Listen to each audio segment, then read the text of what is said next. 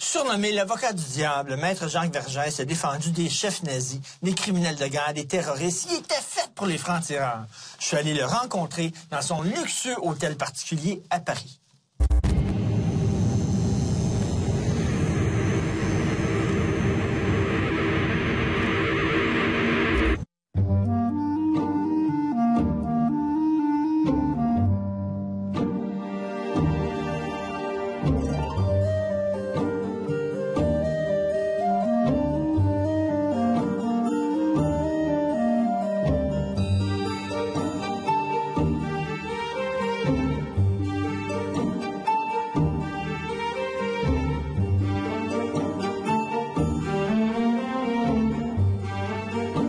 Maître Jacques Vergès, bonsoir, bienvenue au Franc-Tireur. Je vais vous présenter, même si vous n'avez pas besoin de présentation. Grand résistant honoré, médaillé. Vous avez connu personnellement Charles de Gaulle, Mao Tse-tung, Pol Pot, quand même. Et vous avez défendu, alors là, des poseurs de bombes algériens, un négationniste français, un dirigeant des Khmers rouges, Carlos, le célèbre terroriste, Klaus Barbie, le chef de la Gestapo à Lyon, responsable d'avoir envoyé des centaines de personnes à l'abattoir, un ministre de Saddam Hussein. Bref, je comprends que même le pire monstre ait le droit d'être défendu, mais pourquoi vous levez toujours la main? D'abord, je vous dirai deux choses. C'est eux qui me désignent. S'ils me désignent, c'est sans doute qu'ils pensent que je suis le plus apte à les défendre. La deuxième chose, c'est que je défends d'autres affaires aussi, dont on ne parle pas, et qui sont extrêmement importantes pour moi. C'est le jeune enfant adopté qui découvre un jour que ses parents ne sont pas ses parents naturels et qui tombe dans la drogue. C'est la jeune femme trompée qui tire sur son mari. Et ce sont des affaires dont on ne parle pas. Et ce sont des affaires importantes tout de même. Est-ce que vous défendez ces gens-là pour l'argent?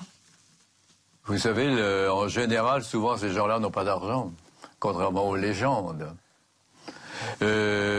Par exemple, la défense des Khmers rouges à Phnom Penh, c'est assuré par l'ONU, les frais.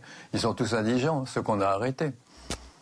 C'est une arithmétique un peu désagréable que vous me forcez de faire. Si on fait le total, j'y vais de ma poche. Donc pourquoi? Parce que c'est une passion. Défendre est une passion. Il y a des gens qui aiment peindre, d'autres qui aiment écrire, d'autres qui aiment défendre. Je pense qu'un avocat qui n'aime pas défendre ferait mieux de faire autre chose, de l'épicerie. Vous avez déjà écrit un livre intitulé « La justice est un jeu ». Ça vous résume fort bien. La justice est un art. Ce que j'appelle l'art judiciaire. Un procès, le thème d'un procès, c'est le même thème que celui d'une tragédie ou d'un roman. C'est quelqu'un qui remet en cause l'ordre du monde. Et qui, lorsqu'il remet en cause l'ordre du monde, est considéré comme criminel, mais ensuite cet ordre s'impose. Et vous avez des personnages qui existent à travers des procès. Sans le bûcher, Jeanne d'Arc ne serait pas sainte. Sans la passion, Jésus ne serait pas Dieu. Sans la ciguë, Socrate ne serait pas le père de la philosophie en Occident. Mais à force de fréquenter des salauds, est-ce que leur puanteur ne finit pas par déteindre sur soi? Il n'y a pas de monstre. Et vous savez ce que disait saint Augustin? Il n'y a pas de monstre au regard de Dieu. Mais c'est facile de faire du relativisme. Pardon? C'est du relativisme, ça. Veut dire, De Gaulle, c'est pas Hitler. Il y a des gens qui sont condamnés à mort pour de mauvaises raisons. Il a été condamné à mort par Pétain, De Gaulle. Oui. Alors que, je sais pas, moi, des dictateurs sont condamnés à mort par des démocraties. C'est pas la même chose. Mais qui vous dit que c'est la même chose? C'est précisément parce que c'est très divers que c'est intéressant. Maintenant, si vous parlez de Barbie, ce que Barbie a fait à Lyon, c'est ce que les Américains ont fait à Abu Ghraib et à Guantanamo. Abu Ghraib. Ils ont envoyé des enfants dans des camps de concentration, les Américains? Barbie a envoyé des gens en camp de concentration, mais il les a arrêtés. Mais à Abu Ghraib, vous voyez des scènes épouvantables de négation de la dignité humaine. Mais vous mettez ça sur le même niveau? Je ne mets pas ça sur le même niveau. Klaus Barbie, les Américains à Guantanamo, c'est la même chose. Écoutez, les Américains à Guantanamo, il n'y a pas Guantanamo seulement. Vous avez des viols de jeunes filles en Irak, devant leurs parents. Vous avez défendu Klaus Barbie. Le procès Barbie, qui a été diffusé à l'époque, est disponible en DVD. Je l'ai regardé. 25 heures en DVD. Lorsqu'on lit les chefs d'accusation à Klaus Barbie, vous avez envoyé 300 personnes au bûcher dans tel village, 250 personnes dans tel village, des enfants dans tel... Bon, on fait le chef d'accusation de toutes les horreurs qu'il a commises. Et tout le long, il y a un sourire. Il sourit, Klaus Barbie. Et vous trouvez ça comment, vous? Et vous le défendiez? Mais vous, il n'y a aucune émotion là-dedans, vous ne ressentez rien. C'est un jeu pour vous. Non, mais pas du tout. La question, c'est que je ne suis pas un acteur expressionniste. Je ne joue pas les... Bon, il y a des gens qui sont faits pour ça, pas moi.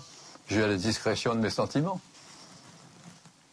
Est-ce que lorsqu'on défend Klaus Barbie, vous devez le rencontrer à plusieurs reprises, discuter avec lui? Est-ce que... C'est quoi? Vous devenez copain-copain? Vous lancez des blagues? Mais pourquoi vous dites copain-copain? Non, on a des rapports humains. Mais est-ce que vous vous posez, à un moment donné, la question de la morale? Que vous défendiez un salaud, c'est une chose au cours de votre carrière, mais vous semblez en faire une habitude. Là. Mais qui appelez-vous salaud? Moi, des gens des Khmers rouges, un négationniste, Carlos, c'est un salaud. Mais d'abord, il tue les innocents avec des bombes. Et je ne suis pas l'avocat de Carlos, je ne suis plus. Mais vous l'avez été. Je l'ai été, mais je n'ai pas été jusqu'au bout, j'ai été quelques mois. Et j'ai abandonné la défense. Alors ne parlez pas de quelqu'un dont je ne suis plus l'avocat. Mais vous l'avez été quand même. Vous avez accepté de défendre des gens Alors, comme ça. Alors écoutez, la question que je vous pose, c'est... D'abord, le terme de salaud est un terme qui, à mon avis, est très peu humaniste. Aujourd'hui, le langage des gens, des journalistes, c'est le langage des lyncheurs. On lynche. On n'essaye pas de raisonner. On lynche parfois à bon escient. Mais non, c'est correct de lyncher Klaus Barbie. On ne lynche jamais à bon escient. Vous demandez aux gens de faire preuve d'humanisme envers des bouchers, envers les gens qui... C'est très facile d'être humaniste avec un bébé. Si je demande à des gens l'impossible, c'est qu'ils sont infirmes, mentalement et moralement. Je comprends fort bien que même le pire monstre... Vous n'avez pas l'air de comprendre. ...aurait besoin, le droit d'être défendu.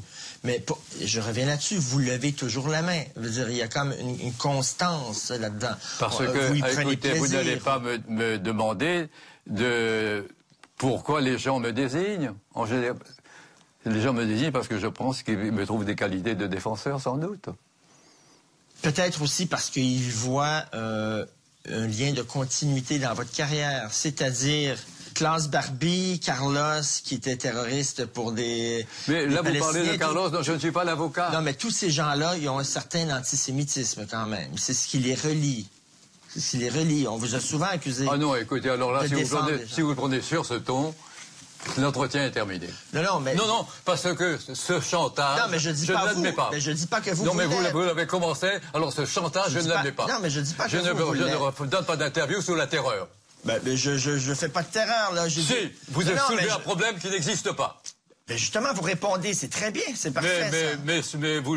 Bon. Vous répondez, c'est très bien. Non, ce système de terrorisme intellectuel, je ne l'admets pas. Et la question que vous venez de me poser vous élimine en tant que journaliste honnête. Allez-vous-en. Non, allez-vous-en. Partez. Je ne veux plus vous voir. Ne me forcez pas à appeler la police, vous me mettre dehors. Foutez le camp. C'est parfait. Allez, ça suffit. Vous n'êtes pas chez vous ici, je vous ai dit de partir. Vous tiendrez vos discours dans la rue. Et voilà. C'était court.